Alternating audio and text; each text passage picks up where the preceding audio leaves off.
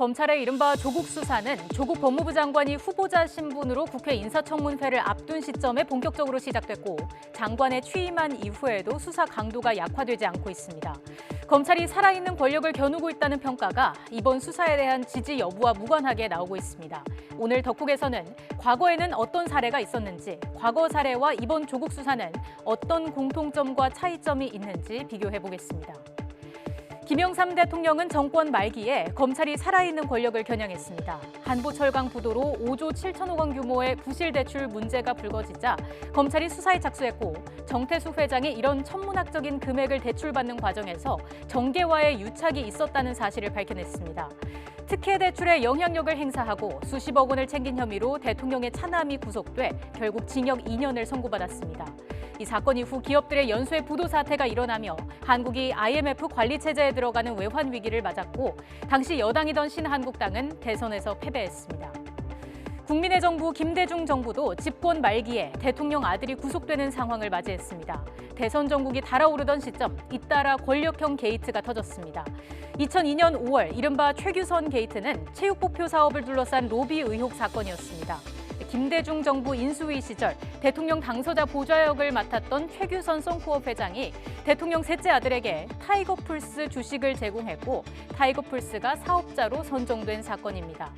2002년 6월에 터진 이용호 게이트는 이용호 GNG그룹 회장이 기업 인수와 주가 조작 과정에서 정관계 로비를 벌인 사건으로 대통령 차남도 22억 원을 수수한 것으로 드러났습니다. 그해 1분기까지도 30%가 넘던 대통령 지지율이 20%대로 떨어졌습니다. 노무현 대통령 집권기인 참여정부는 초기부터 검찰 수사에 시달렸습니다. 시작은 2003년 8월에 불거진 SK해운 비자금 사건이었습니다. 검찰은 SK해운의 자금 흐름을 살피는 과정에서 이 돈 가운데 일부가 정치권으로 흘러간 사실을 확인하고 11월 대선 자금 수사를 공식화했습니다. 여기서 노무현 대통령의 최측근 최도술 전 청와대 총무비서관이 SK로부터 불법 정치자금을 수수한 사실이 확인됐고 징역 1년 6개월을 선고받았습니다. 안희정 전 충남지사도 여러 기업으로부터 대선 자금을 받은 혐의로 구속 기소돼 징역 1년을 복역했습니다. 특히 수사 과정에서 한나라당이 SK 등 대기업으로부터 수백억 원이 실린 차량을 통째로 넘겨받은 사실이 밝혀져 차떼기당이라는 오명을 쓰기도 했습니다. 이런 상황에서 격해진 여야 대립은 2004년 3월 탄핵 정국으로까지 이어졌습니다.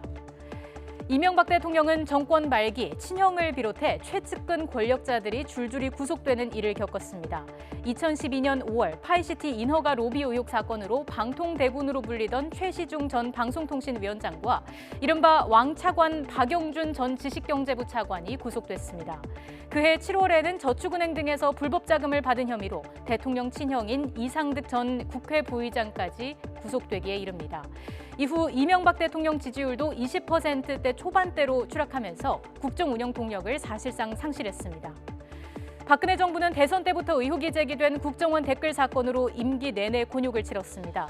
임기 첫 해에는 검찰총장과 수사진 교체 등의 과정을 거치며 불구속 기소로 사건이 축소되는 듯 했지만 2015년 원세훈 전 국정원장이 결국 구속됐습니다. 그리고 2016년 국정농단 사태가 불거져 11월 최순실이 구속됐고 이듬해 3월 박근혜 대통령도 탄핵이 확정된 뒤 구속됐습니다. 야권 일각에서는 조국 장관과 그 가족을 둘러싼 의혹들이 권력 게이트 수준이라고 주장합니다. 하지만 현재 진행 중인 조국 수사에서 권력형 비리라고 할 만한 구체적인 증거는 나오지 않은 상황입니다. 대통령 지지율도 수사가 진행되며 다소 하락했지만 지지층이 결집하면서 역대 대통령과 비교할 때 여전히 높은 수준을 유지하고 있어 국정 동력이 약화된 상황으로 보기도 어렵습니다. 결국 검찰 수사 결과가 완벽히 나온 뒤에야 성격 규정이 명확히 될 것으로 보입니다.